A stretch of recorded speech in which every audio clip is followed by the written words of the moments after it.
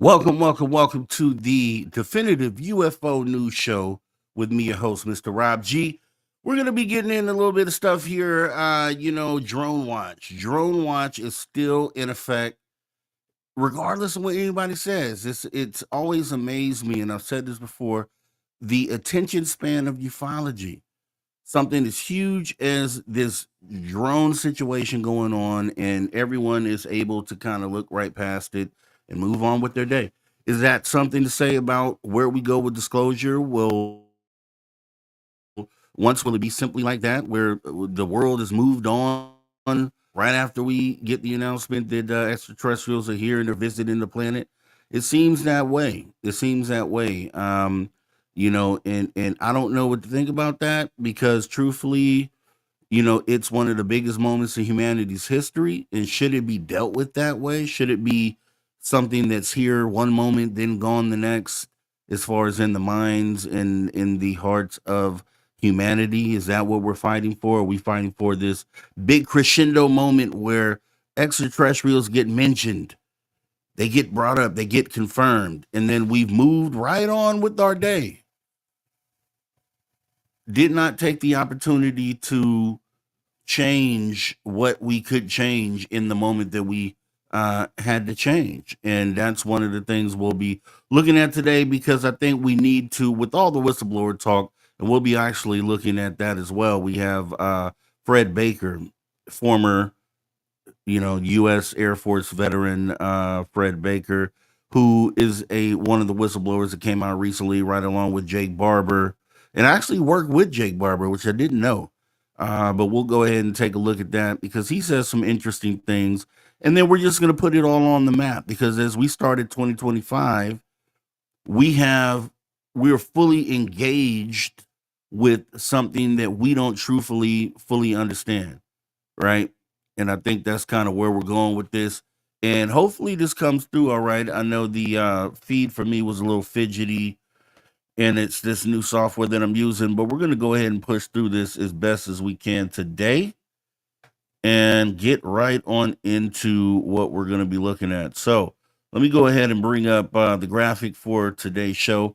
We're not going to be doing much for too long today. We're just going to make sure that we have laid the groundwork to make sure that we put drones right back on the map with whistleblower testimony, with potential crash retrieval UFO footage. We'll make sure we put all that back on the board, because that'll be something that we keep an eye on here going forward. So the number that you can call right here to the social dig is just the general line for the channel. Anytime you want to say something, you can come on, just say, hey, hi, how you doing? I just wanted to call and say hi. You can drop a message in that fashion. You could also leave your experience on this message line. And the late night call-in show, which is something we do on the weekends. Maybe we'll do one tonight. And this is the number that you would call. So make sure you have it locked in your phone. It's 856-843-3444, or that's 856 the dig outside of the United States, 001 first, then 856-843-3444, or that's 001-856 the dig, as we go ahead and get ready to get into this today. And got some interesting video. We'll be talking about it as well as we look it over. I got some clips from the Fred Baker interview. Baker and Barber. It's just crazy how both of their names are so similar, and they know each other and they work together and all this. So it's pretty confusing to say the least. Let me go ahead and shout out our members right here on the Social Soldier, the Social Dig, our social soldiers, which would be Ann Joanne, the Beekeeper, D. Nunley, Maggie M10, Flat Six, Miss Catherine Jones, Cosmic Joe Chronicles, Wes Decker, Still Pooh 69, and Polly Rodderman.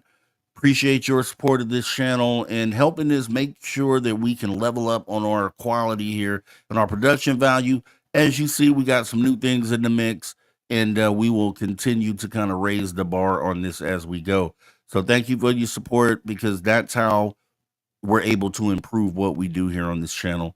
And if you wanted to become a member, which you definitely could, no pressure on that. You don't have to, but it definitely helps the show. And you could find that link right there in the description of this video as well, as we go ahead and continue in to our show today, which is, as we were talking about, drone watch, because we need to put this back on the radar, because it is something that still hasn't gone away. There are still objects flying over houses and homes in New Jersey specifically, but also in other places around the world. And there's been some testimony. Well, I won't say testimony. There was a quote from the mayor of New Jersey recently that was pretty compelling as far as what he observed, right? So we'll be jumping into that and a whole lot more here, guys. Drones are back. Drone Watch is back, and I think it never should have gone anywhere. Truthfully, I think it, the our attention spans. We need to kind of figure out how to check that, because, like I said, having a short attention span here in ufology, when we're trying to get to the pinnacle of of um pinnacle of information as far as it goes, to confirm extraterrestrials. If this is what we're doing day in, day out, year in, year out, trying to get to this one moment, it'd be sad to see us, kind of just brush that off and move on with trivial things that really don't mean anything to the future of humanity, like day to day BS or the news cycle that always tends to be a distraction. It kind of, takes our eye off the prize. So I think, at the very least, kind of going through that moment, maybe we can reflect, see that, say, hey, yeah, for whatever reason, I was allowed to, you know, take my eye off the ball, and maybe I shouldn't do that next time. So maybe it's a lesson for us all, as we go ahead and continue to move on here. So I have some stuff here, and I wanted to bring up, and actually, let me move this in so I can see here. But we had, let's see, Donald Trump. Donald Trump, as you remember, well, I guess President Donald Trump at this point, um, said before, as he was still president-elect, before the inauguration, when the drone thing was in full swing, he stated that they probably knew, as far as the administration that was in office at the time, what these things were, and I don't know why they won't just tell the people. And when I get in, one day in, I'm going to make sure that we kind of address this and figure out what these things are. And he kind of did. He kind of addressed it, and as he was signing executive orders, he was asked about this, and we're going to go ahead and take a look at a couple things here. But kind of just to point out, we just want to make sure that everyone knows that the New Jersey drone situation is still going on, and the mayor was asked about this. So I just want to go ahead and bring that up real quick as we get this thing started. So let's take a look here. So absolutely. I mean, all over New Jersey and even Long Island, I'm getting reports from videographers that are stationed right at the water there in Long Island, seeing them come over from what he says is New Jersey. Here in New Jersey, we're about 500 mayors strong. We are still waiting for answers because our residents are still gravely concerned over what's flying just over our homes. Absolutely. And we know that the president wants action. For anyone who missed it, let's listen again to some of what he said. This is from the Oval Office on Monday. I would like to find out what it is and tell the people. And can you commit to some kind of... In fact, I'd like to do that. Could we find out what that was, Susie? Okay? Yeah, why don't we find out immediately? I mean, I can't imagine it's an enemy, or there would have been, people would have gotten blown up all over. Maybe they were testing things. I don't know why they wouldn't have said what it was. They had a lot of them flying over Bedminster, which is interesting, right? Mayor, I mean, based on, what residents there are saying, what your constituents are telling you, what do you think is going on in the skies?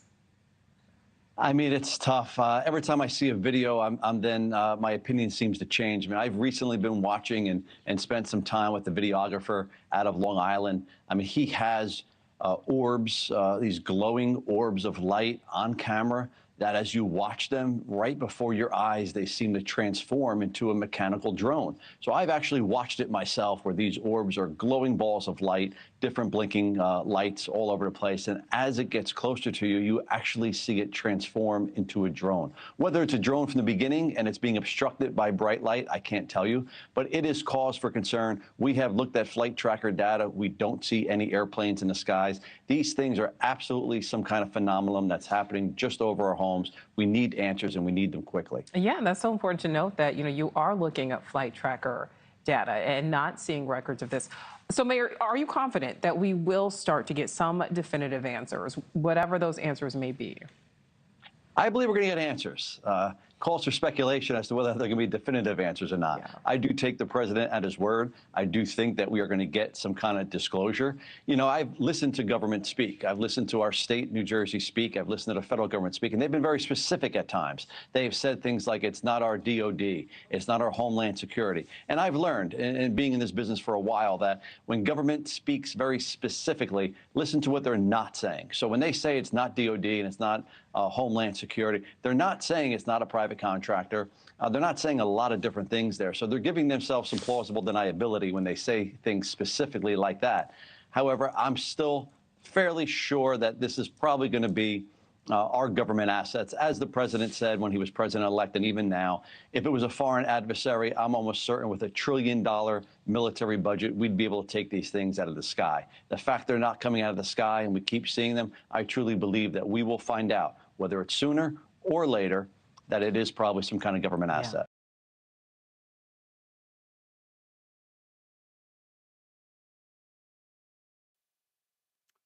Well, with that being said, I think what we saw there, we saw President Donald Trump pretty much sit there and confirm that it wouldn't be adversarial. These objects would not be adversarial based on the fact that they would have been shot down or dealt with in some sort of fashion. So I think, we've always known that. We've talked about that when we went down our logic path, right? To figure out why it made sense, why it wouldn't be adversarial. But you have a sitting president sitting there pretty much confirming that this to be the case, that it's not adversarial. He talks to his White House chief of staff and asked if she can go ahead and look into this issue immediately. So, along with the JFK files, the RFK and MLK files being looked into and released, then maybe we get this as well. And maybe we get UFO disclosure, because I know Chuck Schumer recently tweeted that, hey, you're looking into RFK, JFK, and MLK. How about let's look into and release UFO files? So I really hope that that's what happens here. I mean, love or hate Donald Trump, is he going to be the president that actually addresses the issue and releases the UFO files? Is there a chance that happens? Or do you think that the people who run these secret programs and these black projects, this shadow government, do you think they get to him on both of these issues, all these issues, before they actually get to come out? That'd be interesting to know. Make sure that you put that in the chat, and we'll go ahead and make sure that we take a look at that. That'd be interesting to know. And I guess we'll see it play real time, real live in front of us, if that's the case, because Trump was all in 100% on the fact that we should know what these things are. We should be told. He didn't see any reason why we shouldn't be told. And then now he's in office. He says, okay, go ahead and look into that. Let's get this information out. And so we will know shortly if someone has essentially stepped in the way of this information getting out.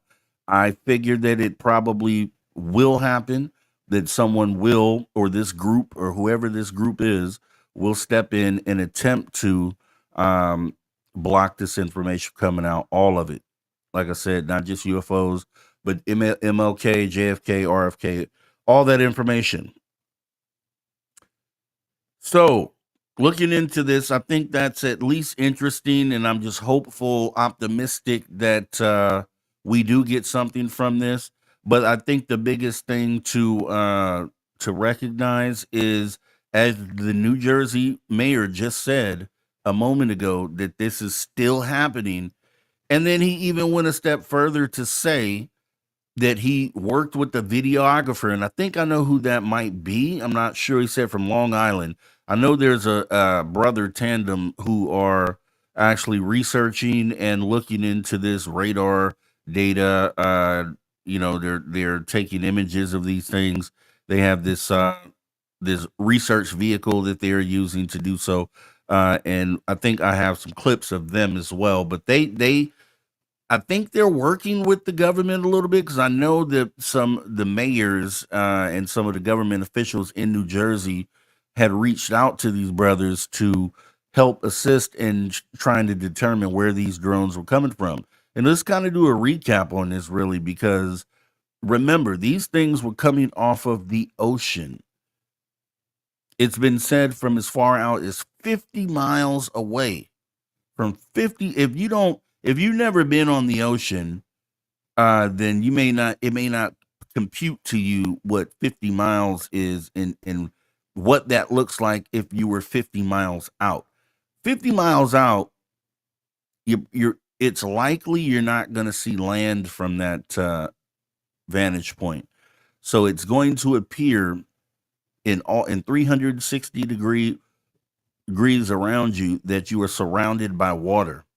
No sight of land, essentially. And if so, very, very faint. But I don't even think you can see land at 50 miles out. So imagine what that really means, right? We had proof of we were shown what was supposedly proof in the George Knapp TV series, the UFO series that aired, what was determined to be a potential USO. So an object that was a light that descended down into the water. You saw it submerge into the water, and it's essentially possible that these are the objects that are coming out of the water. We know Richard Dolan is doing a book right now, writing a book on USOs. We know USOs have been a big part of the UFO story for pretty much the whole time, going all the way back to World War I, World War II, where these things have been seen coming out the water, shooting off, flying off. And he sat there and said that as he watched this video with these videographers, that he's seeing these balls of light, these weird anomalous things, and that right before his eyes, they are turning into mechanical drones. And why is that important?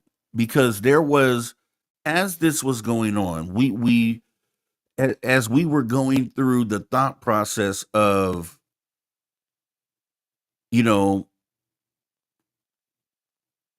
what we were looking at, if because they appeared to be physical drones, did that mean that those particular items or objects were man-made? Because if you're going down a logical thought process, then you would say, okay, this physical thing that looks like potentially some sort of spy drone or some sort of, something that isn't anomalous, then we were automatically giving benefit of the doubt and saying, hey, okay, those are likely man-made objects, but there are also other things up there, which are balls of light, balls of plasma, a bunch of anomalous things that will put in the unknown category. But we'll go ahead and sign off these physical things with blinking and flashing lights as man-made. But you just heard the mayor say, as he's been looking into it, which this video, once again, that we just watched was from like a couple days ago. And so he says he's watching these videos with the videographer, and he's seeing these anomalous balls of light literally turn into mechanical objects. Mind-blowing. But then it explains some of the mystery of what it is that we're looking at. Because, like I said, there's always been a thought process. that maybe these things are posing as something that we're used to seeing in the sky. Used to, not really this big, right? We're not used to seeing SUV sized objects up there, but as far as physical objects up there with blinking lights, things that we would consider normal, prosaic things, right?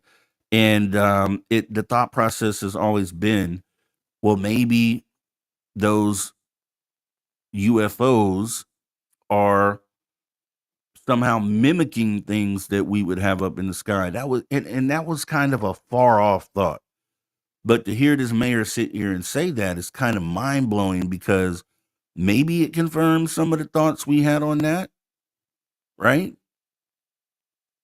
And if true, I would love to see that video. I wonder if maybe we can reach out to the mayor and figure out who has that video so we could see what it was that he was talking about. Because if there is such a video, and this mayor obviously isn't a UFO fan or fanatic, or he's none of the above. You can tell by the way he talks. He figures that maybe there's an explanation to it. But he sat there. His testimony is that he saw an anomalous light manifest and turn itself into something physical, which is just pretty mind blowing. So once again, we need to keep these drones on our scope, because they're up there still. They are still unexplained, and we may get some word on that. We may get word on that before we determine if the Jake Barber UFO crash retrieval video is even real, right? We may have data on this drone situation first. Who knows?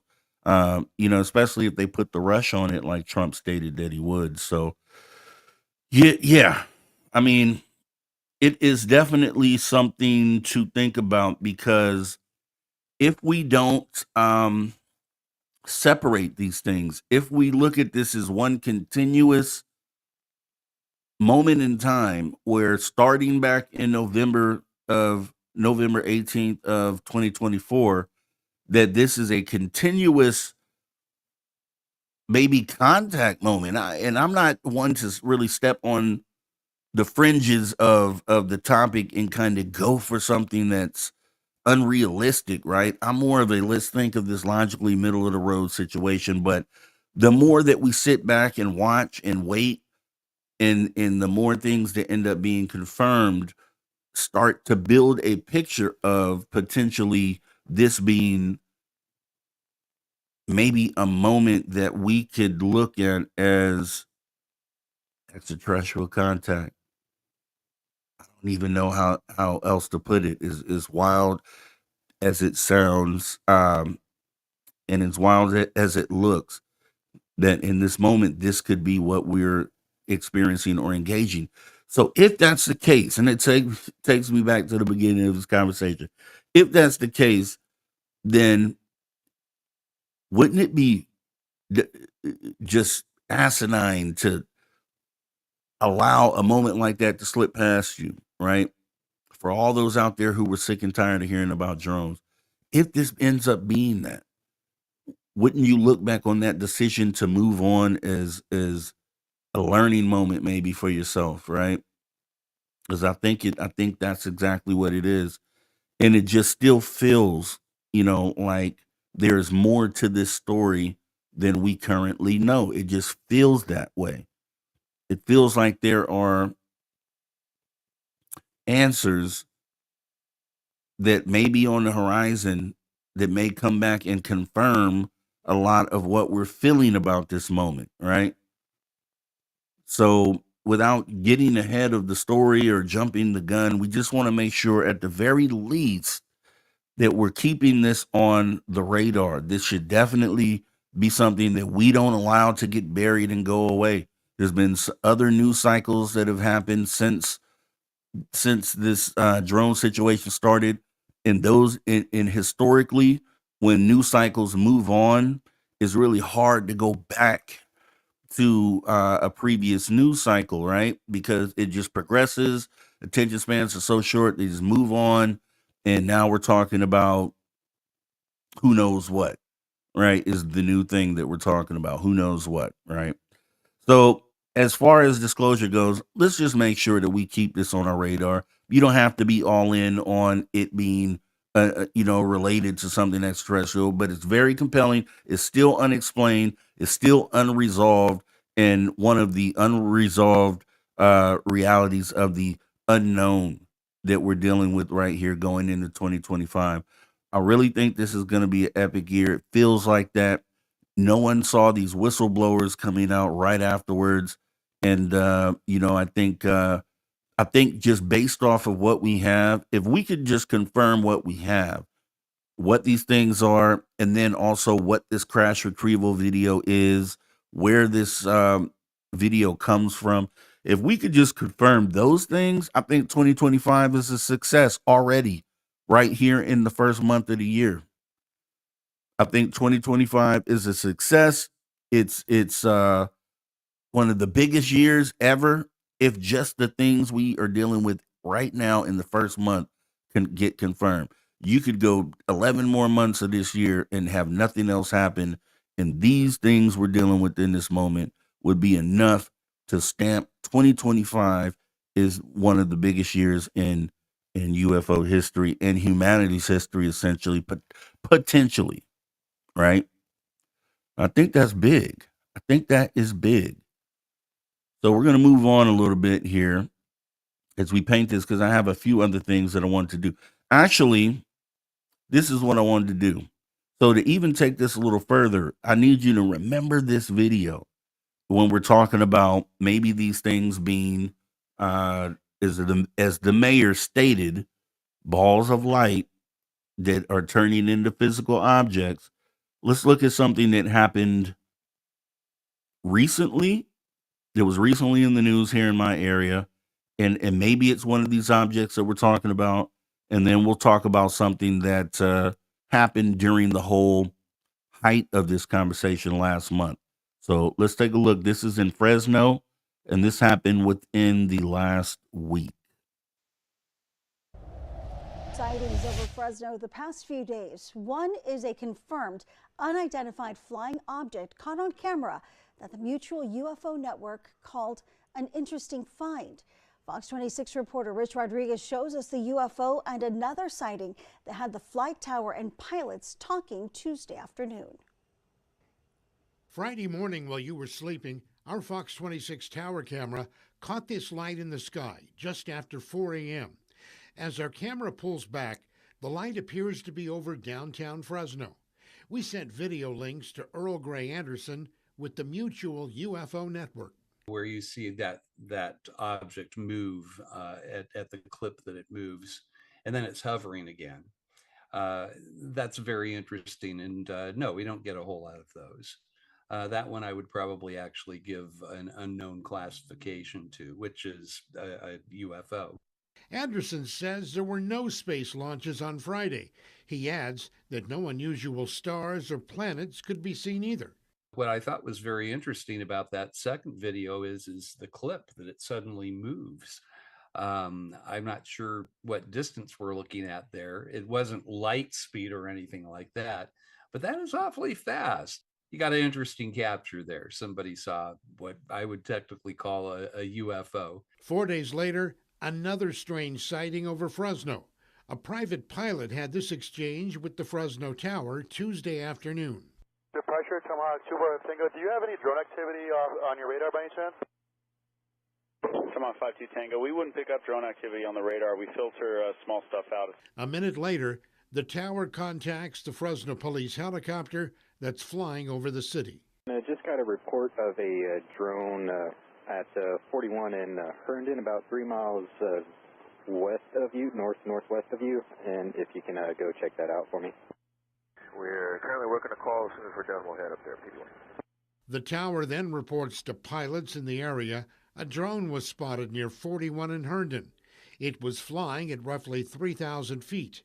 A second pilot called in to report the object was following him at 3,500 feet.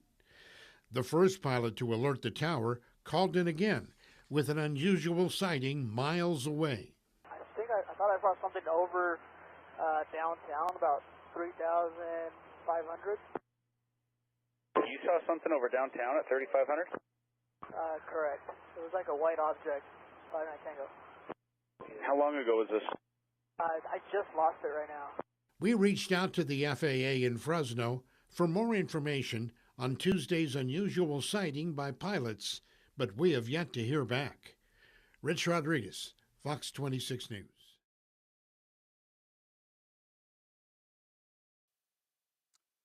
So epic, right? I think that what we just looked at right there in Fresno is some of the same activity that is being talked about in New Jersey and in other various places around the world, right? Exactly what we just saw right there. And I think they're in bigger numbers in New Jersey, the objects, but I think they're the same objects. They're these things that we just can't explain. And you hear the pilots talking about these objects up there in the sky, kind of hanging out. And I think, you know, this is one of the things that makes me feel like that we have to be. I mean, I think we are on a crash course with some sort of disclosure moment based on that fact, based on the fact that these things, you know, aren't just in one geographic area location. These things are everywhere. Um, and they all have the same characteristics. Now, we have always had orbs and things of that nature, and the objects that we looked at just the other day when I showed with the crash retrieval video and the objects that I captured and others have captured, so we know those things are up there. And I don't know if those are the same thing as orbs. I don't know if those objects that we looked at the other day, if at night they appear as orbs. Possibly, it could be. So I don't know. Maybe they are all one and the same. Maybe they are related to each other. I always thought about that. You know, even though these things are metallic craft, and we look at the videos we looked at on the last episode, you saw how some of them glowed and they kind of phased in, phased out. And so maybe when it's night, maybe these things appear as orbs and appear as the objects that we're seeing. Maybe they appear as you know, whatever these things are, right? So I thought that was interesting just to point out that this is still happening and not just in New Jersey. This is over here in California, right? And I want to paint a picture here because as far as an eyewitness, this is from last month. This witness saw one of these things about 150 feet away, is what he states. I believe he says 150 feet. And just listen to his description of what it was that he saw. And this is all part of the drone conversation, right? Of what they were calling drones. So this gentleman saw this in the midst at the height of what was going on. And I imagine that other people are, that this isn't just a one-off. I imagine that there are other people who are seeing objects like you're about to see this gentleman describe right here. Let's take a look. That everyone from the New Jersey governor to the FBI have no idea what these are. Joining us now is my friend Evan Cutler, who witnessed one of the drones up close in New Jersey. He took some pictures as well. Evan, good to see you. So Evan described to me what he saw, and I said, you got to come on the show to talk about it. Evan, what did you see? Well, I saw a drone. If it was a drone, who knows what it was, but it was not the drone you see people fly. There's the picture. It was the size of a school bus. Literally the size of my two-car garage. Well, I have a one-car garage, the size of a two-car garage. And what happened when you saw it or you started taking pictures, et cetera? Well, to back up a little bit, I'm coming home from On Patrol Live. It's 12:30 at night, and I get into Montclair, New Jersey, and I see the full moon. And I'm like, well, it can't be a full moon because the full moon was 2 weeks ago. All of a sudden, it's getting closer and closer. And then first, I think it's a plane, then a helicopter. Then it's hovering right over the woods as you're entering Montclair. And it's a drone literally 40 feet wide by 40 feet wide, hovering right over the woods. I pull over, get out of my car, forget about the phone. I'm just like looking at this thing, wondering what the heck it is. Then I said, oh, I should take a picture. I grab my phone, starts, the second it like notices I'm out there, it just starts heading south. grabbed the picture.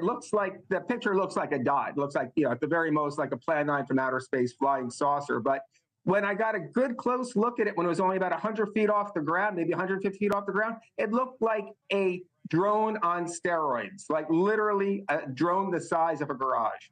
And you reported it to the authorities? I got home. The first thing I did is I Googled. I went on X. I went on Instagram. I like, is this a thing? And I saw nothing except one little news report from like Morris County Patch about some drones making noise and keeping people up at night. Nothing. Then, so the next morning I called the FAA, I called the FBI, and still to this day, I've not gotten a response from either of them. Well, it's not surprising considering we just saw them in front of a House committee saying they don't know what's going on. But, it is the one thing I got to say, though, is if for people like me who do see something that's unidentified, there's very little recourse. I Googled, what do you do when you see a UFO? There's nothing. I think that's why a lot of times these things go unreported. You have nowhere to go. And I'm a seasoned journalist. I know, I did some digging. I found out who to call. And to this day, it's, I've gotten no response. It's weird that it's just happening in this one area of New Jersey. Maybe they're just monitoring you, Evan, That was my first thought. And, and I do have my aluminum foil here if I do want to make a hat. That was what some people at All Patrol Live suggested. But, as ridiculous as everything sounds, I do have a teeny bit of credibility. I'm the president of the Montclair Bird Club. I'm used to looking at things in the sky. I've been a bird watcher since 4th grade. I spend my weekends at the Montclair Hawk Watch. I look at things in the sky. I know that's one of the things I'm good at. Yeah, you're good at many things, Evan. Don't sell yourself short. Evan Cutler, thank you very much for coming on the show. So that happened back in December, right? And let's just take a moment to break down what it was that he just said. So he said that he saw an object that was the size of a 2-car garage. And a couple things I wanted to point out was in the photo that he showed, and just as he said as well, it simply looks like a ball of light. It simply looks like a ball of light. But he also said that when the object was close enough for him to see, I think he said 150 feet, he said it seemed like a huge drone that was about the size of. So this lines up with exactly what the New Jersey mayor just said a couple of days ago, that he's watching video of something that appears to be a light or anomalous light that ends up, as it gets closer, turns into this physical thing. So I think this story from last month that we just watched kind of backs up what this New Jersey mayor was saying. I saw an orb turn into a physical drone. So does that back that up? Does that solidify that story? I think that it does. And then not only that, but we have what the gentleman was able to produce as proof, which was it after it started getting off or leaving a big ball of light in the sky, right? But the size of a 2-car garage. When it was close enough, he said it just looked like a huge drone, some sort of huge thing, a physical thing. But then yet when it goes off a little bit and he takes an image of it, it appears to be this ball of light, this orb of light. When have we been close enough to just even going back before all this started? When we would see orbs in the sky, we usually don't see them close up. Is this something that orbs are able to do, right? Are they able to do this? In our reality, it doesn't make sense, right? That one thing could change into another thing it doesn't make sense in what we call reality or what we, know as the reality that we live in, right? So it sounds really strange for that to be a thing, that something can do that. But you have the testimony from this gentleman here, the mayor of New Jersey, who has been fighting and trying and pulling his hair out for the last month, 2 months, trying to figure out what these things are so he could tell his citizens, and calm his citizens down. But I think these two videos together, and we'll play for any of those who missed the mayor video. I think I want to play that because you just heard what the gentleman said back in December. 2-car garage sized object, looked like something mechanical up close. As it flew off, the picture he showed that it only showed as a ball of light. So let's get back to the mayor real quick because this was just 2 days ago.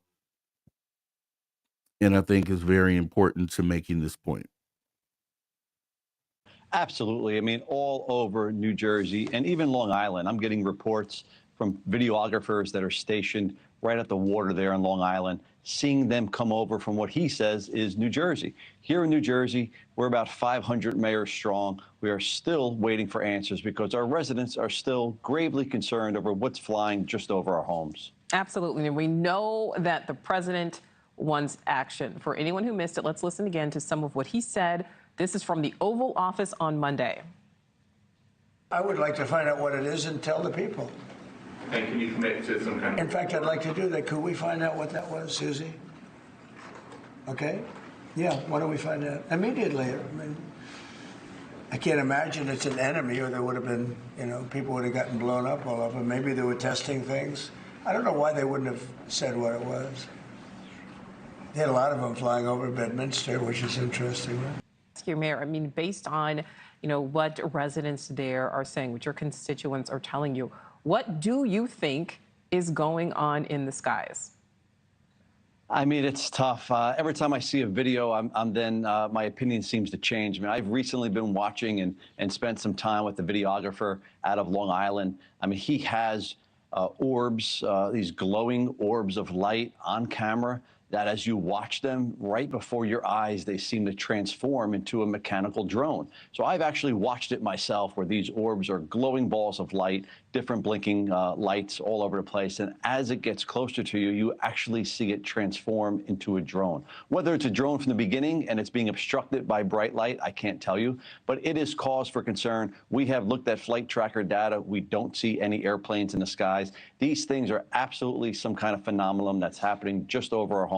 We need answers and we need them quickly. Yeah, and that's so important to note that, you are looking at flight tracker data and not seeing records of this. So, Mayor, are you confident that we will start to get some definitive answers, whatever those answers may be? I believe we're going to get answers. Calls for speculation as to whether they're going to be definitive answers or not. Yeah. I do take the president at his word. I do think that we are going to get some kind of disclosure. I've listened to government speak. I've listened to our state. So get some kind of disclosure. Yeah. It kind of feels like things are ramping up to that way. It just feels like, and tell me if I'm wrong, it just by feeling this thing out, it really feels like we're almost to a moment where the hand may be forced. For those who are covering this up in the background, it seems like the hand may be forced here pretty soon. Because, like I said, going off of the whole drone situation, which is still continuing, now we have the whistleblower video out. And it's not just any whistleblower, but it's someone who worked for a contractor. Right? It's someone who worked for a contractor, and the contractor is the key to the whole puzzle, because the contractor either has this man-made object that is flying around the sky, which I don't think it is, or this contractor has crash retrievals, which according to Jake Barber, is a real thing. So with all this data present in the moment, in the now, in front of Congress now, in front of the world is paying attention to these two stories. These two stories are at least on the minds of those around the world. And I don't know if you can, as long as we do things like this to keep these stories alive and at least keep them on the board, then I don't think there comes a time where this gets to be pushed back under the rug. I think it's now out forever until we figure out what's going on, until we get an answer one way or the other.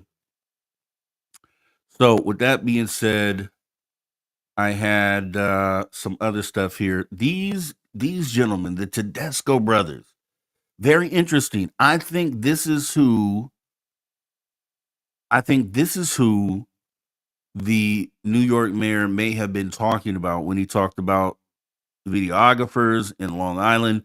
These two gentlemen happen to be from Long Island. You may have seen them during the whole thing at the height last month, but they have a research vehicle, which I believe is called the Nightcrawler. And in previous news broadcasts, these two gentlemen uh, had been asked by a reporter if they would be willing to go out to where these drones were coming in from and kind of gather some data on them. And at the time, they hadn't been out there, but they said that they would be going out there shortly. And they had also mentioned that they had been asked by government officials to kind of step in and be involved in engage in tracking these things and figuring out where they're going and where they're coming from. And apparently, from the mayor's statement right there a couple days ago, it sounds like that may have that they're actually doing this at this point, and they may have been the ones to show him that video where the light turns into this physical object.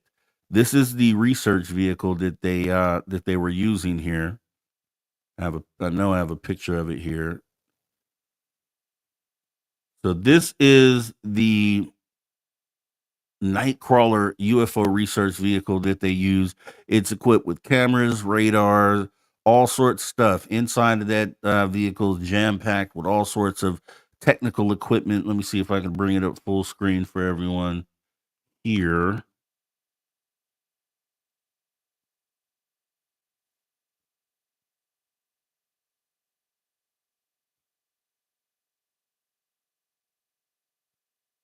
All right. So yeah, this is the research vehicle that they're using here. The Tedesco brothers. I would love to talk to them. I'm going to try to reach out to them because I think they may be holding on to some very valuable data, or at least be able to give us some more answers. I wouldn't be surprised if officials from the federal government haven't reached out to these gentlemen to kind of maybe look at the information that they have. But they, I know they've recently gone on some shows. I think the Good Trouble show, where they showed some radar data where they may have tracked something anomalous based on the radar signature. So I thought that was pretty interesting. But these guys, I think, and it's not just these guys, but it's other people like this. We had our own Terry Hall has a vehicle similar to this that they would take out on the road to capture data, similar to this RV right here. They would take it on the road. They took it to the Uinta Basin and other places to attempt to track UFOs using the UFO DAP. Tom King was a part of that effort. If you recall, we talked about that with Tom King. And you know, it's boots on the ground researchers who are gathering data outside of the government, right? On behalf of us. So data that we may have access to that we could go ahead and obtain and sift through and kind of chew on. It's boots on the ground researchers like these that make the difference. And you know, you just gotta shout people like this out. Because I think at the end of the day, you know, if even if we weren't in this moment where it seems like they may be forced to come out and say something, you know, prior to that, it was these sorts of researchers that we leaned on or depended on to kind of bring data to the table, because not the average person has radar or the type of cameras that you may need or sensors to kind of really hone in on what it is that you're looking at. So, you know, to all the I know, you know, besides them, I said Terry Hall and there's others as well. A lot of those UAPXs and the group, I think it was UAPX that did Tear in the Sky, but a lot of those little groups right there, right, are the ones that are out there supposedly for humanity, gathering data on behalf of us to so we can sift through it and figure out what it is that we're dealing with, right? So shout out to these guys, but I would love to kind of talk to these guys to see what it is that they may have uncovered, right? So kind of moving on here, we have the well, I don't know if he's new. I think he actually came out before Jake Barber, but either way, we have veteran Fred Baker, who talks about his UFO encounter. There was a recent interview that aired on News Nation with Ross Coulthard, and we're going to take a look at a few clips from that and see what he has been able to add to the conversation. Actually, before I do that, I think I had a clip from Representative Burleson on the whole Trump looking into the just releasing information on UFOs, period. Because as we talked at the beginning of this, he signed an executive order to release the files on JFK, RFK, and MLK. And then they went a step further. Schumer tweeted, "Hey, why not do UFOs?" I think Anna Paulina Luna stepped in and said, "Hey, how about you do that?" And this is a video clip from Representative Burleson and what he had to say about that situation. So let's look at that.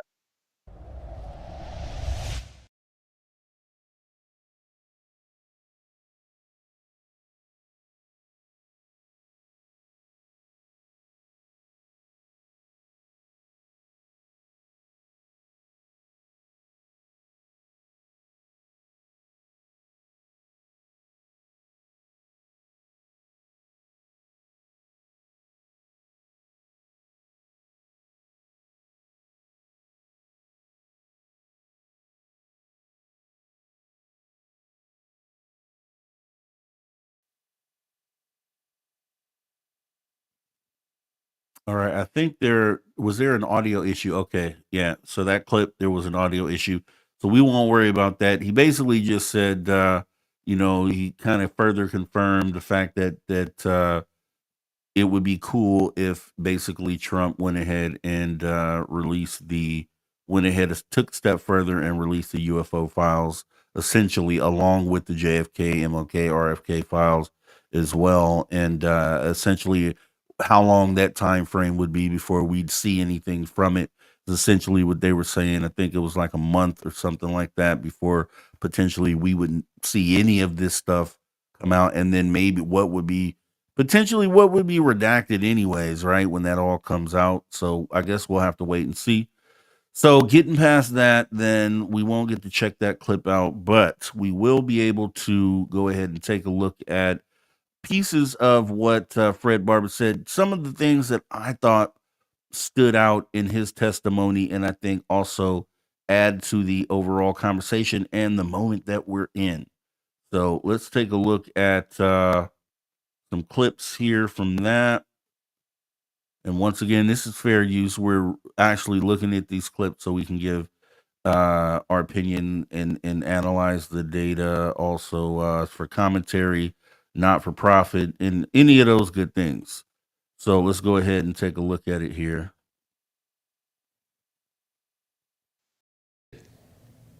So I had just witnessed something that was unbelievable to me, and I turned to talk to my friend. I was like, "That was unreal." What did you see? What was it?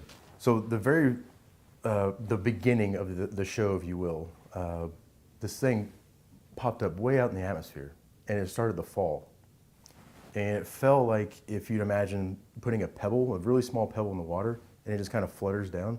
That's what it was doing, just fluttering down. And as it got closer and closer, it get brighter and brighter. And when it hit the very bottom of its movement, it was the brightest thing out there. Just imagine brighter than any star you've seen out there, just lit up. It did that for, a millisecond, and then it dimmed back down, and it did the same movement all the way back up into the atmosphere. So clearly operating under some kind of intelligent control. Right. It did that 3 times. And that is pretty incredible. My jaw was on the ground. And the whole, I'm saying this out loud now to all of us, like, how do you fake this? Because I couldn't believe it. I was like, how do you fake that? There's no UAV or anything that does it. There's no light array. How do you, the whole time I'm just saying out loud, how do you fake this? How do you fake this? I couldn't believe it. And that's when I turned around to him. I was like, I don't understand. Like, how do you? And he's like, I told you, bro. This is what it is. And then he's talking to me, and then he stops. He said, oh my God, it's the mothership. He said he's only seen it 2 other times. And I turned around, and that's when this massive triangle was in the sky. It was huge. Like hundreds of feet? For sure. Probably more. It was football field size? Bigger. Multiple football fields? For sure. Wow. How far away? I couldn't tell you. I had already been shocked and awed with this one little thing, and then now they presented this massive thing with other little things going on as well. Like what? So the triangle itself, it was moving west to east, very slowly. The lead point of the triangle was very bright, with the 2 ends dimmer. So there are lights? Correct. There are lights on each of the points. Do they glow? No, they remain the same brightness the whole time. They were white, with a little hint of orange in there, but mostly white.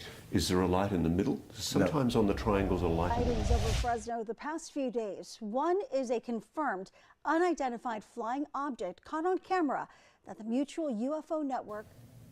So I had just witnessed something that was unbelievable to me, and I turned the array. How do you? The whole time I'm just saying out loud, how do you fake this? How do you fake this? I couldn't believe it, and that's when I turned around to him. I was like, I don't understand. Like, how do you? And he's like, I told you, bro. This is what it is. And then he's talking to me, and then he stops. He said, oh my God, it's the mothership. He said he's only seen it 2 other times. And I turned around, and that's when this massive triangle was in the sky. It was huge. Like hundreds of feet? For sure. Probably more. It was football field size? Bigger. Multiple football fields? For sure. Wow. How far away? I couldn't tell you. I had already been shocked and awed with this one little thing, and then now they presented this massive thing with other little things going on as well. Like what? So the triangle itself, it was moving west to east, very slowly. The lead point of the triangle was very bright, with the 2 ends dimmer. So there are lights? Correct. There are lights on each of the points. Do they glow? No, they remain the same brightness the whole time. They were white, with a little hint of orange in there, but mostly white. Is there a light in the middle? Sometimes on the triangles a light in the middle. No, there was nothing in the middle. Noise? No noise. It had little minions, if you will, flying all around it. Orbs? Yep, orbs. It would have been the same orbs that we see all night that just kind of float around the sky. Sometimes they pulse, sometimes they just remain the same and move. Same ones, but now they're spiraling around this thing. So I think that, testimony is pretty amazing, pretty awesome. When he talks about seeing an object out there with this buddy, and it's the size of a few football fields. Like, what? Like, that is insane. I've never seen anything like that. But we've had numerous people who have said that they have, and I'm just always envision what that must look like if you just turn to the sky and all of a sudden there's this thing up there that's the size of a few football fields. Like, what do you do with that, right? And it sounds like by the description that he's almost describing what a lot of people call a TR-3B sort of craft, where it's like a triangle, lights on each tip, a light in the middle, sort of situation. And it's just insane. I don't know where you would ever think that it's a TR-3B, in that with the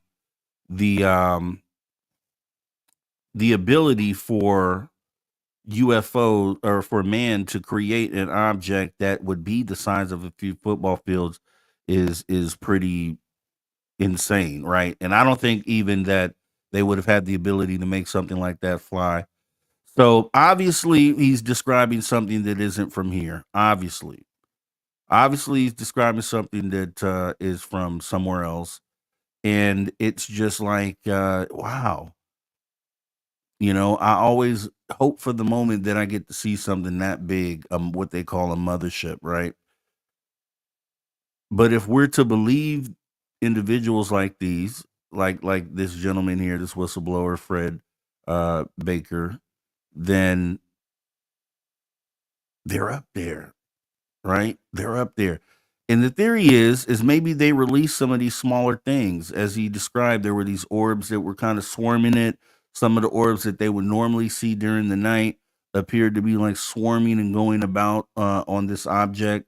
And it just, I think, is pretty, goes further if you want to take that as data and then weigh that against what we already know historically about these orb-like objects that are up there. And is it that maybe when they're up there, these motherships are also not too far away, and they're just somewhere that might be out of sight, somewhere where we wouldn't see these things? Is that possibly what we're dealing with? I don't know. Something to think about. But moving a little bit further on, this was another piece of the conversation that I thought was pretty interesting that we'll go ahead and take a look at and then talk about. We'll analyze it right after the clip here. And here we go. What I was seeing. It was a solid object? Yes.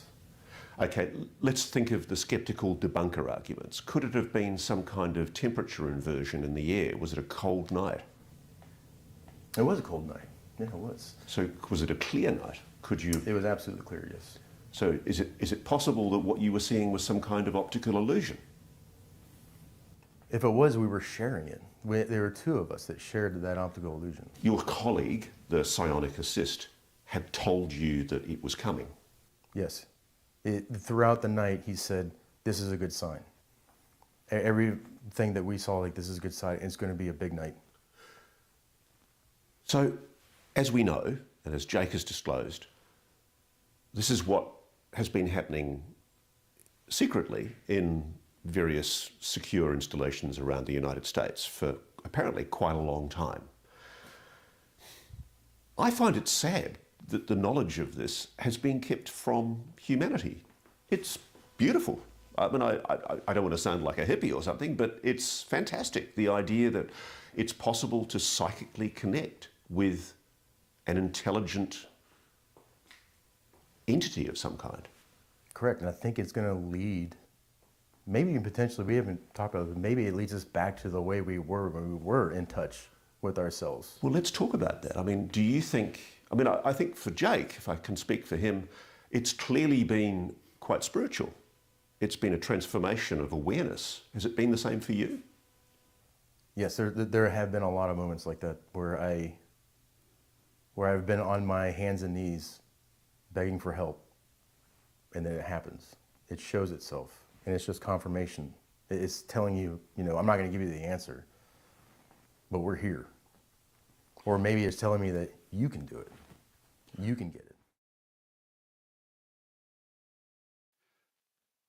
The spiritual connection when it comes to these craft, right? This is definitely something that we hear about a lot. The other whistleblower, Jake Barber, talked about, essentially being forever changed in a moment where he's had this experience. And I can speak for myself too, I guess, when I think about it. I just remember in that moment, turning to my girl and saying, oh my God, like, we just saw something that isn't from here. And then when that realization, like, we sat there for a while, just kind of really adrenaline pumping, and I really feel like for me, it definitely has changed, the way that I looked at things. I always felt beforehand that these things were possible, but once you have that experience in that moment, it definitely does change you. And it's just the thing that we keep hearing from different experiencers, and it's a common theme because it's a common I think the experience is genuine for all these different people, right? And so when I hear it, I don't think, of a person mimicking what another person is saying. I think these are all genuine feelings from that individual person. And it always ends up with being, you know, changed as you realize that there is something bigger than what we know is just the human presence here on earth, once it's confirmed essentially, because we kind of always know even before the experience, but to have it stamped and confirmed is the game changing moment where things definitely do change for you. And it's just, to hear him say that, for me as a person who has experienced, lends definitely credibility in the thing and into what he's saying, right? And this was he asked him specifically about skeptics, because skeptics, I always say, should be a part of this conversation, and I would welcome any of them in here on any day to go ahead and talk about uh, any of the topics that we talk about. But you know, you already know what's coming here as far as some of the skeptical angles, right? They're gonna immediately just flat out say that he's lying. Um, and I don't get that part of it. I don't get that part of the conversation where, if even, if I was on that skeptic side, if I considered myself a skeptic, I don't know that I could always use the this person is lying excuse, right? Or argument. I think at some point, after I've used it about 100, 200 times, I would have to be like, if I'm logical and open minded, I have to be like, now, is it possible that one of these people were telling the truth? And if the answer to that is yes, then that, for me as a skeptic, should kind of change or shape uh my perspective about how I approach or look at these things going forward, right? So I think that's what we have going on, a little bit of that. But let me go ahead and jump into this next clip here, and let me see what we got. We got this piece. This piece is where this is another thing that's commonly talked about, which we're about to look at. Whereas is they get to talking about the spiritual implications of what it is that we're experiencing. Is this does this have anything to do with angels and demons, right? As a portion of the population seem to believe. This was brought up and this was talked about. So we'll go ahead and take a look at this clip and then discuss it afterwards as well. Here we go. Criticisms that's been made is that there are people in various arms of the military who believe that this is demonic, that it's evil. I really don't know, but I've had that conversation with a friend who is spiritual, religious. I was speaking to them about, I'm sure we'll get to it later, but things that I was seeing in my sleep or having visions or whatever it is. And they were telling me that those are demons. You got to stop. You got to stop. Because I'm telling them I don't know what to do with this. And like, you have to stop that. Now, with me personally, I'm having this battle of, are they malevolent? Are they benevolent? I don't know. Or are they indifferent? I couldn't tell you. But there is definitely a positive sense there for the most part with them. When you interact, when you get that interaction, you get that verification, there's not a sense of dread. It's very much this is the answer for us. Which begs the question, is there something that you think perhaps humanity has lost in our technological civilization that means that it's been hard for us to learn how to connect in that way? Absolutely. I mean, we have things to communicate with each other, as basic as written language all the way to technology now where I can send a photo across the universe. For lack of a better term, it makes us lazy.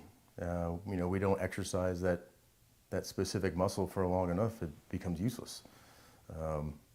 If we don't use our consciousness and our mind in that capacity for God knows how long, who's to say that we've lost those skills, but they could still be there. Once again, very interesting that would be the perspective. We talk about that all the time, especially over on the After Hours radio show, which we'll probably be there talking about that tonight with Debs and Josh. But the rediscovering of some of the abilities that we may have as human beings, some things that we don't really understand, like the intuitions, the deja vus, the gut feelings, the when someone's staring at you and you just have that feeling, you turn around and the person looking at you dead in your eyes. So whatever you call that feeling, um, which is instinctual, I would think, right? Because you see, there are at least on the feeling of presence, and maybe it's through energy, right? Because we talk about that as being the thing, and auras, really, right? So the same way you can never walk up to a deer or some sort of wild animal. You can't sneak up on it from behind. The awareness there is um is unmatched, and I think definitely that there is a part of humanity that we are trying to rediscover some of our abilities as human beings, and some of the things that we may have, just as he said, a muscle that isn't worked out, which is atrophy essentially, and you lose the ability to use that muscle effectively, right? um and maybe it just isn't that we have lost the ability, but that the ability is there, we just haven't tapped back into it. And don't take me down that road, because that goes down the way society is suppressing those abilities, is really how I feel about that. And I am under the feeling that the government is fully aware that we do have those extended abilities. By just example, what we point out all the time is Project Stargate, just that whole remote viewing thing. Why would you do a program for that if you didn't feel like human beings had the ability to do that, right? So there's and who knows what other things that they're trying to exploit as far as abilities out there in some of those secret rooms. But this is for me, like I said, he didn't have really a huge thing that he was involved with. He in some way worked with Jake Barber, but his experience alone with the mothership, I think, just kind of was one of the pinnacle moments for me in this interview. And one of the things that I really wanted to look at and touch on, because truthfully, you don't really hear the mothership's accounts very much. I talked to a lot of experiencers, but you never hear really about those objects that are quarter mile wide, right? Which is what it sounds like the object he was talking about was quarter mile wide, up there in the sky, just boop right there, turn around, up, quarter mile object in the sky. Crazy, right? Crazy. And I like this decipher. So string to follow. Oceanographic. Oceanographic. Oceanographic. I'm saying it hella wrong, and I'm trying to say it right. Underwater anomalies in the Puerto Rico Trench. These craft can reach depths of 3 miles and travel at hundreds of knots. So those are the USOs, the objects we're talking about, because once again, those drones are likely USOs, transmedium objects. We don't know for sure yet, but it definitely could seem to be that. And we'll kind of recap and do that at the end of the show here. But let me go ahead and move on to the final clip here. And this was another piece of this interview. Last one we'll look at from this interview, but this is one of the more compelling parts. I think they talk about secret UFOs or something along those lines. We'll take a look here. Here we go.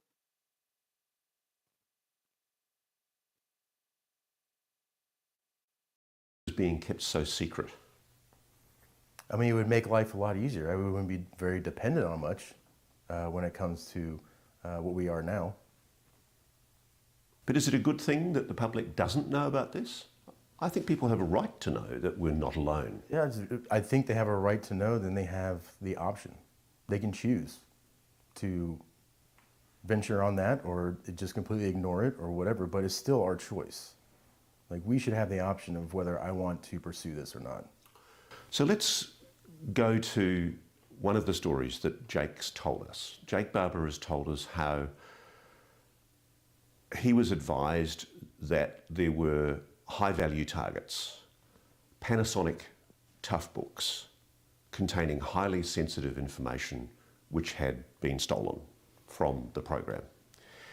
There was an order out to recover them at all costs. Were you involved in part of that operation? I was, yes. What were you involved in? What was the part of the operation that you were involved in?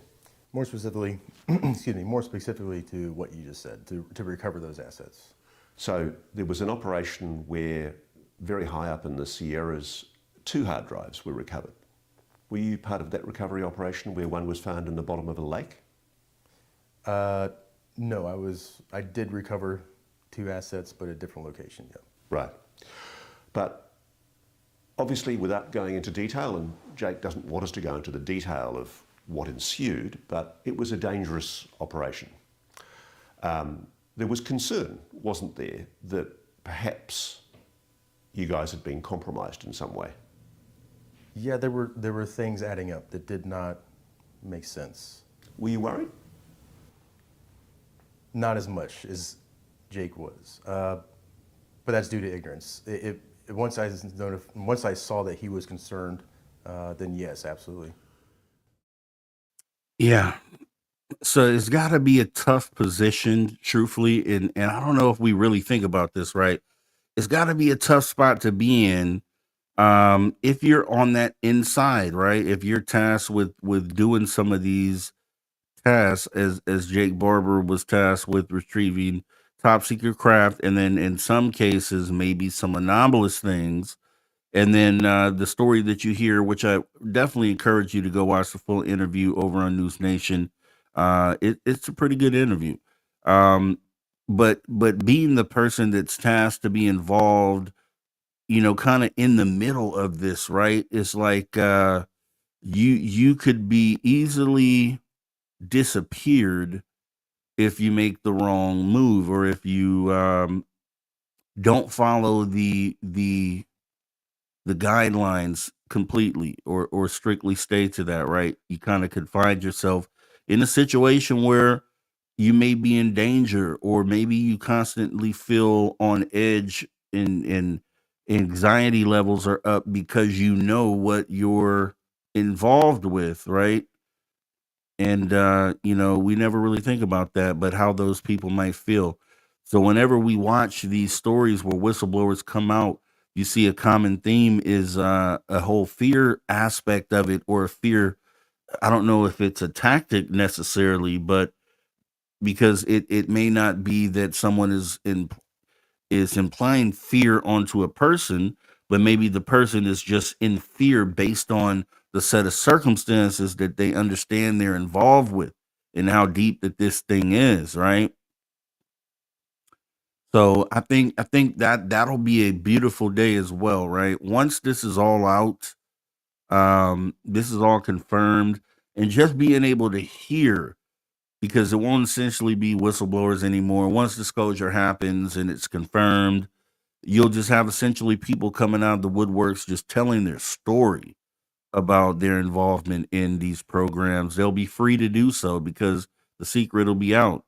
They'll be free to talk about how they felt, and it'll be interesting to start getting those stories to come out more and more, right? And not necessarily in a pressure cooker situation where disclosure is on the line, and their testimony could make or break disclosure, or their testimony could put their family in danger and their livelihoods in danger, but just a moment where it's okay to talk about it, right? And we get the flood of stories, because I think humanity at that point will realize that this has been a common thing for everyone across the board, not just this little small area of what we call ufology, but that this is a human thing, a humanity thing that has been going on all levels.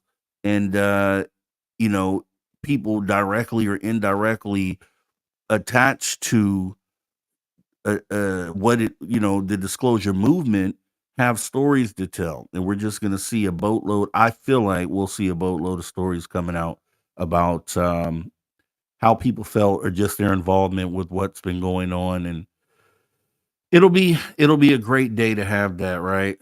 As we go ahead and continue to move on. So once again, shout out to News Nation and Ross Coldar for conducting these interviews with these whistleblowers, because I don't really see it happening anywhere else. I don't see any whistleblower stories breaking on any other news networks. I think Jason Sands was the only one that didn't come through News Nation, and he kind of just jumped on X Spaces and did his thing there. But and then also retold his story in the program, which we'll be getting to. Actually, it's a great segue because we're going to be moving into some of the documentaries that are out there. But first, to kind of tie these things together, I did want to talk about Jake Barber for a minute, because now that we sat on that initial interview, we see the second whistleblower who is involved with Jake Barber in some of the work that they were doing. The question be, well, what now? Where do we go next with this whistleblower, or what do we hope to see next from that comes out of this whole situation? What do we see? What do we hope to see next? What do we hope that the next move is, the next step is in relation to the data that may come out from this whistleblower? I think there's a lot of ways to go. And I think it's bigger, it's a bigger moment than a lot of people have kind of led in, or really, I think, have comprehended. Because when I look around, anytime that it gets talked about, anytime Jake Barber is brought up, or this particular crash retrieval video, I think the thing that comes up the most is that a lot of people felt like it was a nothing burger. And I think,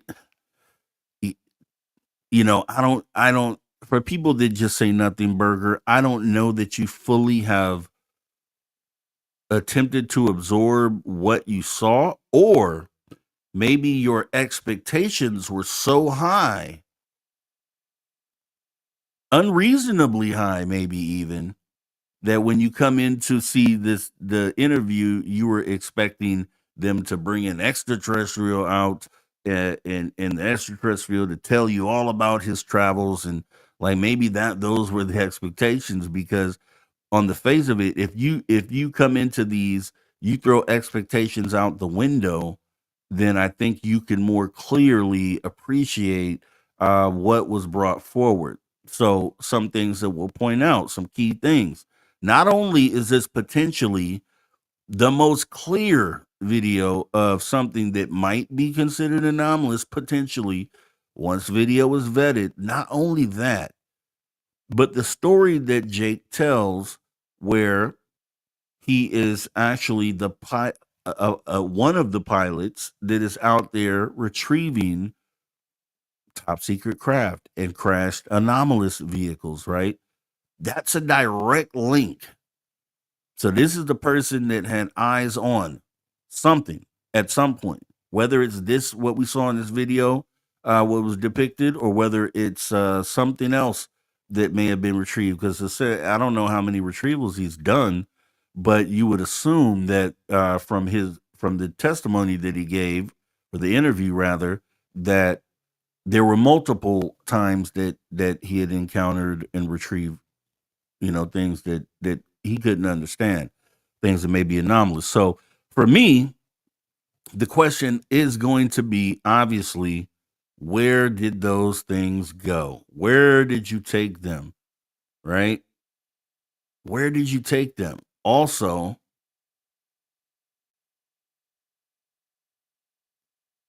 what contractor did you work for? What contractor did you work for? That's a very, very, very important question, because is it one, first of all, can he tell us, is he able to do that? Excuse me. Is he able to do that? Is he able to tell us what contractor he worked for? Are we able to maybe somehow on our own do detective work to figure out who he may have worked for, at least a list of candidates. Maybe we can narrow down a list. But I think maybe Ross Coulthard knows, right?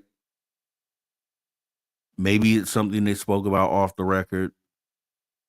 Maybe Ross knows. It's possible that he knows who the contractor is.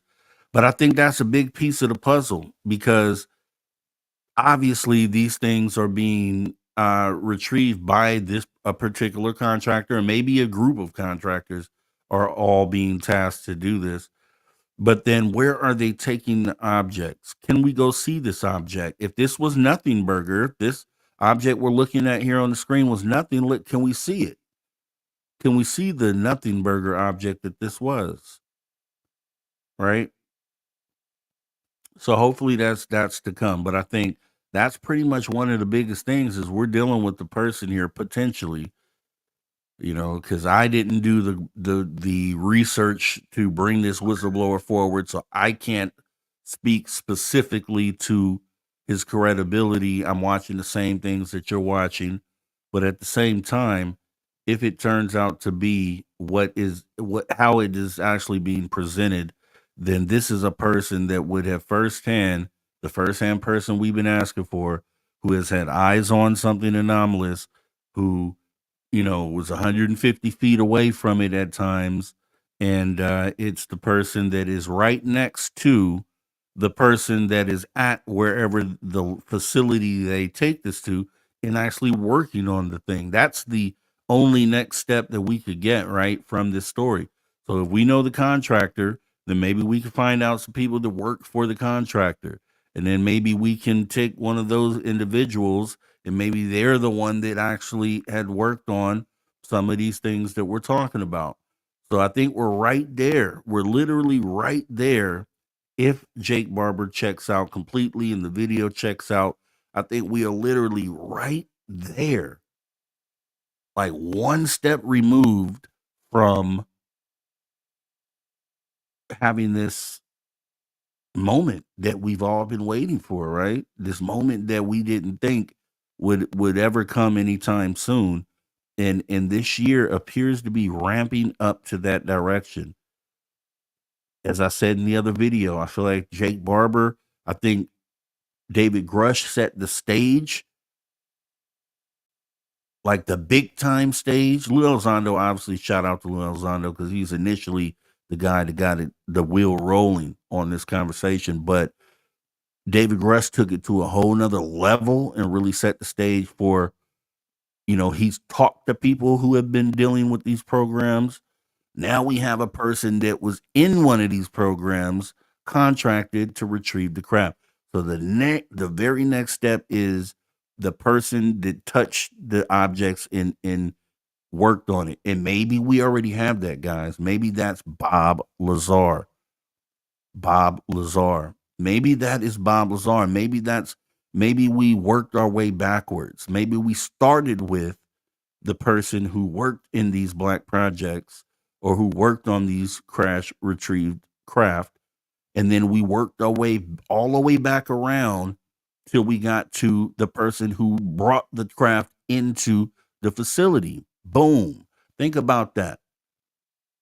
Think about if Bob Lazar is the final piece of the puzzle, or someone like Bob Lazar. Maybe Bob Lazar is the door opener to the rest of this conversation, because it's been brought right up. It's almost like a prequel, right? Like we saw the main feature with Bob Lazar, and everything else has been the prequel to lead us right back up to the Bob Lazar testimony. Mind-blowing.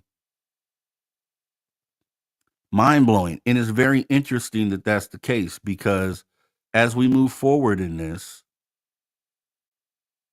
and I kind of want to skip this real quick, because I wanted to talk about some of the awesome documentaries out there, and we'll get back to this one real quick. Actually, yeah, because of the point that I'm making here. So we get this all the way back to Bob Lazar, and I have Bob Lazar on the slide here.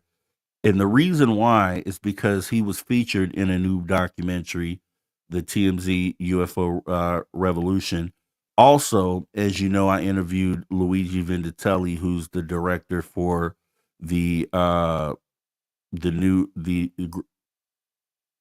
Gravatar Project Gravatar, which will depict Bob Lazar's time at S4. It'll be like a virtual reality experience where everything has been recreated through VR.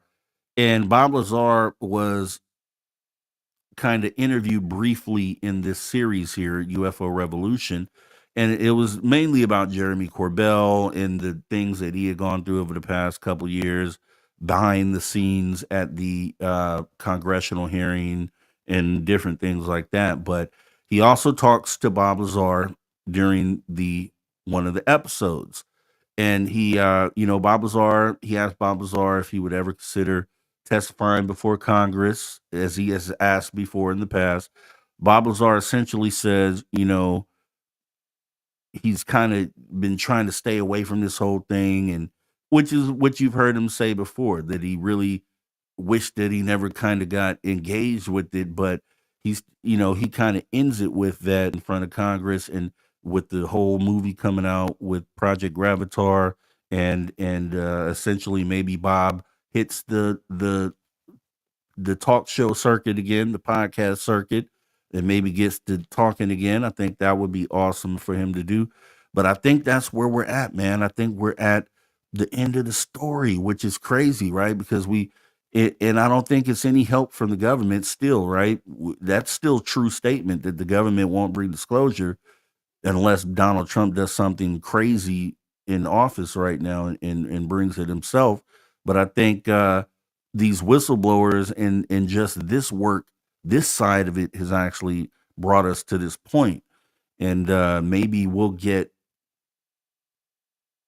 likely we will get disclosure this way before essentially the government steps in. Because once again, I think Trump is intentions maybe on doing that, but I think that the people in that back room of the Black Project, the shadow government rather, are going to step forward and be like, you can't do that, right? And I think that'll probably put the kibosh on that, as it has historically, because ironically, JFK was also one of the people who wanted to address UFOs and kind of bring this out and talk about it. And you see how that ended up, right? So maybe in this situation, they come forward and say, hey, you can't talk about it. And that ends up, that ends the idea that this would ever come out from the government, just ends it right then and there. But I think we're close enough on our own side with the whistleblowers and the things that we know historically that we could cross the finish line on our own. And I think we're right there and ready to do it. And I'm really, from what I saw Bob Lazar say, if you know anything about Bob Lazar interviews, excuse me, over the years, he has said he just wants to stay far away from this as possible. He just doesn't want to re-engage with this. But you would see in this interview that he like considering coming forward. And I think with them putting that out, I think it's probably likely that he does come forward. So, but that was actually ironic that we talked about that, because I had him as part of this final setup on some of the documentaries out there that I thought were pretty awesome, pretty cool, that you should check out. One of them is the series UFO Revolution. I believe this is on Tubi for free, so you can catch that. Also, people underrated this documentary, I think, which I'm bringing up right now, which is The Program, James Fox.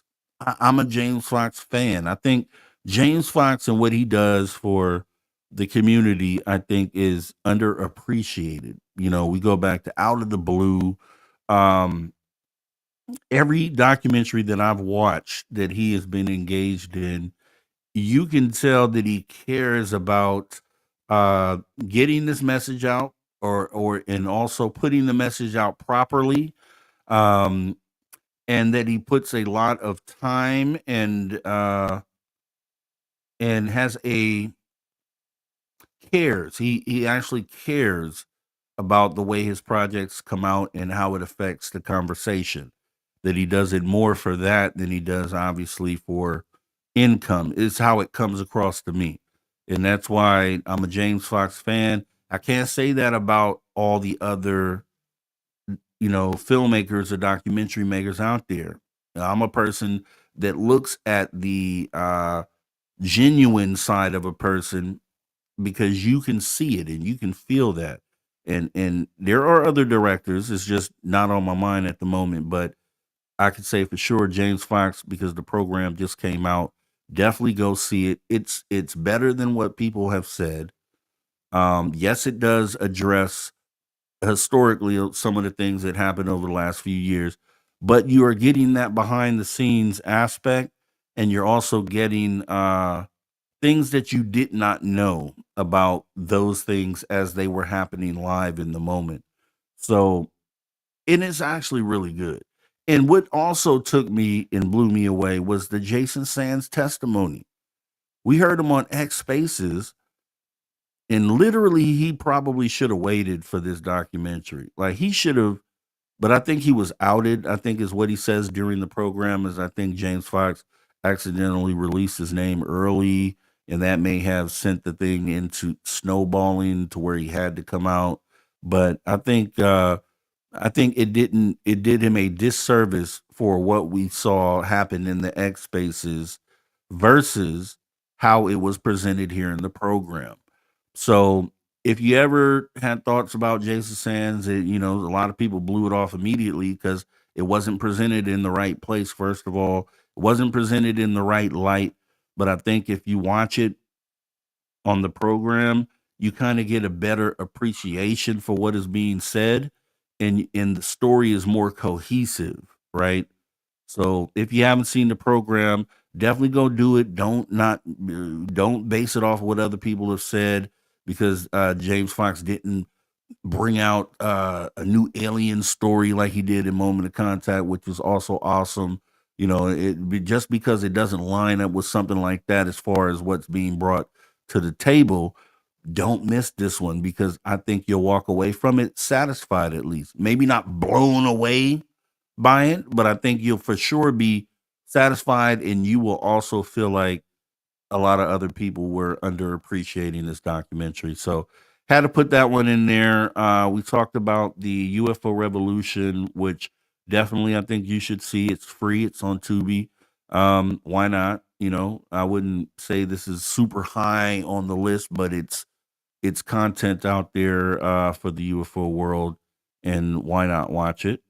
And I think at least for the Bob Lazar piece, you'll see that and you'll be like, yeah, okay, I'll see where this is going. And also, I haven't seen this yet, but obviously this documentary is in the news. I think he's just showing this at South by Southwest, Dan Farah. And the reason why this came to light is because this was a documentary that had been done under the radar, and I have the name of it here. It's called The Age of Disclosure. So The Age of Disclosure, which I really do want to see because I want to see if the trailer lives up to what it's supposed to be. Where Jay Stratton, it's a short trailer. It's like a minute and a half long. But in that trailer, Jay Stratton says that he has seen essentially non-human intelligence, right? And that's the thing that's kind of the most memorable part of that clip. And guess what? I happen to just have that piece of the clip right here for you to see. So let's go ahead and take a look at Jay Stratton's part of this trailer and what it was that he said, and then we'll talk a little bit about it before we wrap things up here. And here we go. Years, on behalf of the U.S. government, I worked as a senior intelligence official on the unidentified aerial phenomenon topic. I have seen with my own eyes non-human craft and non-human beings.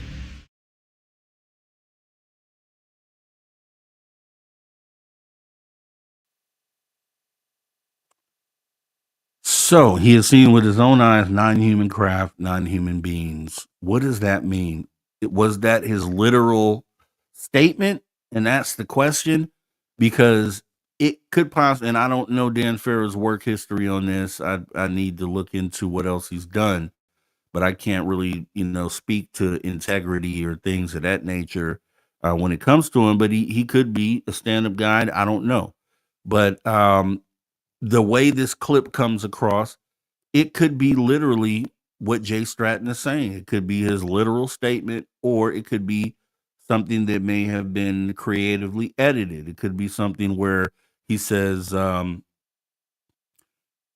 talked to a whistleblower behind the scenes, and his statement to me was, I've seen extraterrestrial beings and craft. So that could be literally what comes before this clip. We don't know yet because we haven't seen it. Hopefully not, because it will definitely turn me off on the editor of this film, or even the producer of this film, the director. Hopefully it is what is being presented. This is a statement from Jay Stratton, because it could very easily be Jay Stratton saying he's talked to someone who says, I have seen extraterrestrial craft, and I would be fully disappointed if that ends up being the case. Nonetheless, I would recommend going to see for yourself, so you know exactly what happened there, or what was said, and we could kind of go ahead and move on here, because I think we are literally at the end of our presentation. So, what do we get out of this? I mean, truthfully, the whole thing is that the drone situation is still alive, and I think that probably would be a good place to leave this here. Is what was said by the New Jersey mayor not just 2 days ago about the drone situation, and we'll kind of put a button on this here. So, just to end this out, let's take a look.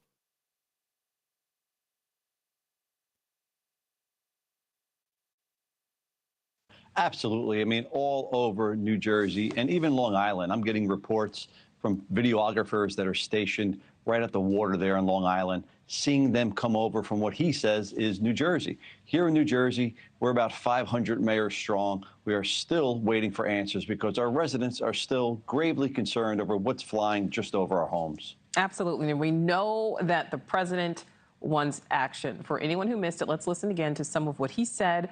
This is from the Oval Office on Monday. I would like to find out what it is and tell the people. And can you commit to some kind of... In fact, I'd like to do that. Could we find out what that was, Susie? Okay? Yeah, why don't we find out immediately? I mean, I can't imagine it's an enemy, or there would have been, people would have gotten blown up all over. Maybe they were testing things. I don't know why they wouldn't have said what it was. They had a lot of them flying over Bedminster, which is interesting, right? Mayor, I mean, based on, what residents there are saying, what your constituents are telling you, what do you think is going on in the skies? I mean, it's tough. Every time I see a video, my opinion seems to change. I mean, I've recently been watching and spent some time with the videographer out of Long Island. I mean, he has orbs, these glowing orbs of light on camera that as you watch them right before your eyes, they seem to transform into a mechanical drone. So I've actually watched it myself, where these orbs are glowing balls of light, different blinking lights all over the place. And as it gets closer to you, you actually see it transform into a drone. Whether it's a drone from the beginning and it's being obstructed by bright light, I can't tell you, but it is cause for concern. We have looked at flight tracker data. We don't see any airplanes in the skies. These things are absolutely some kind of phenomenon that's happening just over our homes. We need answers, and we need them quickly. Yeah, that's so important to note that, you are looking at flight tracker data. All right, and we'll end that clip right there. Once again, these things are still up there in the sky. We may be getting answers coming soon here. Trump stated that he'd go ahead and look into this and essentially get some answers. This is all said this week. We'll give it some time. As things progress in this conversation, whether it ends up being drones or, regardless of what we find out from either of these situations, as reports come out, we will continue to cover them right here on the Definitive UFO News Show with your host here, Mr. Rob G. And we'll kind of stay on the pulse, and we'll have the conversation as it goes, and as things come out. So, with that being said, we're going to go ahead and get ready to get into the closing part of this show. So, things that we point out here: Social Bits is a pre-recorded short-form content coming soon. right? These new shows may actually turn into pre-recorded content. I'm thinking about that. I'm thinking about not doing these live and pre-recording these. I don't know. I'm on the fence with it. I'll send a poll out and see what everybody else thinks about that. Otherwise, we'll have short form content coming out, little 5, 10, 15 minute, little blurbs or things that you could consume, and we'll run a poll on that too to see how you guys feel about that type of short form content when it comes to having these conversations. We'll also continue, obviously, to do the long form content as well. So social bits will be in addition to the already long form content that we do, and keep an eye out for that. Getting some editing done to kind of make this come to life. Also, let's see, what else do we have? Okay, these are our shows. So we have our shows. These are other shows that we run on this channel. And we're kind of restructuring a couple things because we're dealing with this new software here. So some of these shows I have to restructure a little bit before we can put them on. However, what you'll generally find here on this channel, as you see here, and I'll go ahead and bring these up full screen. You have the Social Dig, which is the trademark show for this channel. The Social Dig, which is normally Wednesdays at 5 p.m. Pacific. You have My Experience with the Phenomena, which I've just transferred all the assets from both of those shows into this new software. So now I can start building some of those shows. So you'll see those coming back here in very short time. Also, the Late Night Call-In show, which we may run one of those tonight after the after hours, just because why not? So stay tuned for that. Keep a lookout for that. Make sure you have a notification bell on. And if you have not, make sure you consider coming by and subbing as well to the channel, because we're growing. We are doing great things. We are upping the production level and quality here on this channel. And we are not even close to where we're going to end up being as far as what we're able to deliver here. So you guys are here at the ground level, which is an awesome thing. Also consider, because this also helps the channel, becoming a member, because memberships are available. It doesn't matter which one you get. Anything that you do as far as super chats, as far as memberships go, whatever comes in from that goes into the production of these shows and making sure that we can up the level of quality as far as the content goes, and be able to do things like hire editors and film editors and script writers, essentially, if we need those, and just different things to put on to give you guys a better experience. So consider becoming a member. Those are available. You can click the link in the description, and they're there as low as, I think, $3 a month. If that isn't too much for you, consider doing that. Let me give a shout out to let me see. Oh, Christine.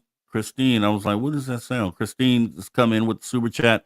Appreciate you showing love, and we do appreciate that. Anything that comes into the channel helps us get where we need to go. And memberships, I want to go ahead and point out our members: and Joanne, the Beekeeper, D. Nunley, Maggie M10, Flat Six, Miss Catherine Jones, Cosmic Joe Chronicles, Wes Decker, or W. Decker, as you may know him, and Still Poo 69, and Polly Rotterman, who is a member even with all the wild stuff that's happening out there in Israel. Shout out to Polly Rotterman.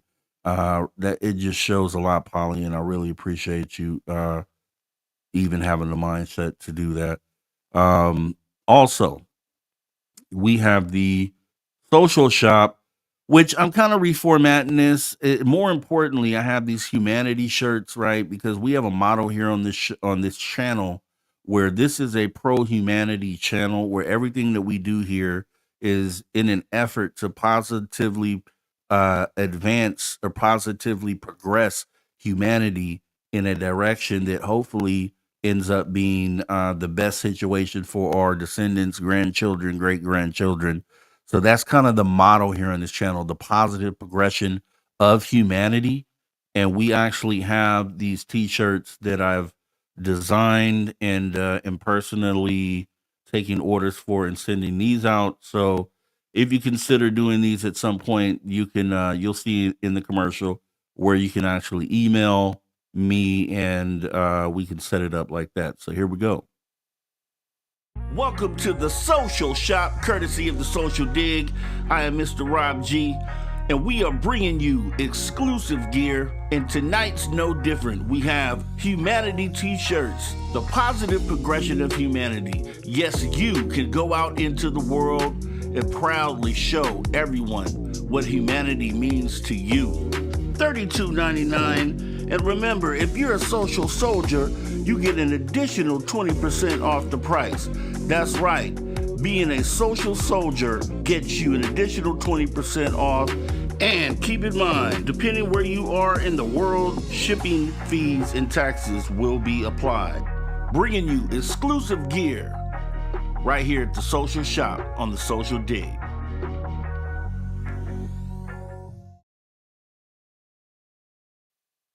All right, so that is the Humanity t-shirt exclusive offer there, and that's the way we'll do those. The email is on that commercial, so at any time we have the commercial posted here on this channel. So I have the standalone commercial if you wanted to get any information off of that, or you can simply rewind this broadcast and do it that way. But we are, I want this to be this channel, just to give you an idea, right? I want the production quality to be at a level of like a Y-Files or something along those lines. So just so you know the type of thing we're shooting for, and even surpassing, I'm trying to get even past that as far as the value and things that we bring to you on this channel. So like I said, we're at the very early stages, and anything that anyone does up until we get there is very much appreciated. And I don't know how I will repay you, but I'll repay you in quality content. How about that? Let's do that. As we continue down the show list here, I do have, what else do we have here? Okay, this is the Cash App. So that's the Cash App. If you do end up ordering the shirt, you send an email first to the order social swag at gmail.com. And then once you've done that and we communicate that way, then this is how you would make the payment for the shirts. I would order them. They would come out to you. I'd send you the shipping information, and that's how that would go. And let's see. All right. And then we're back at the end of the show. So once again, the call-in line, you can call this. This line does go to me. So I have this line on deck here. So if you call this number, then the message comes up and I do get that pretty much immediately. So 856-843-3444, or that's 856-THE-DIG. If you're calling that number from outside the U.S., 001-856-843-3444, or that's 001-856-THE-DIG. Like I said, you can just call to say hi. Sometimes it's just cool to check in on somebody, see how they're doing. So definitely make sure you lock that number in, and you can call at any time as we go ahead and get ready to wrap this thing up. It's been a pleasure working with you guys and having you guys come in, and thanks for your love and support as you always do, whether you're here live, whether you're here on Team Rewatch, either way. If you're here for the first time, once again, please consider hitting the like button. Let us know you like the show. Potentially consider hitting the subscribe button if you haven't done that already. And outside of that, until next time, you will see me right here on the Social Dig. You will see me later on today over at the After Hours radio show over on Spaced Out Radio. So make sure that you come on over for that. Outside of that, you guys have a great rest of your day. And we'll end with the commercial one more time, and then we'll get out of here. Take care. Welcome to the Social Shop, courtesy of the Social Dig. I am Mr. Rob G, and we are bringing you exclusive gear, and tonight's no different. We have humanity t-shirts, the positive progression of humanity. Yes, you can go out into the world and proudly show everyone what humanity means to you. $32.99. And remember, if you're a social soldier, you get an additional 20% off the price. That's right. Being a social soldier gets you an additional 20% off. And keep in mind, depending where you are in the world, shipping fees and taxes will be applied. Bringing you exclusive gear right here at the Social Shop on the Social Dig.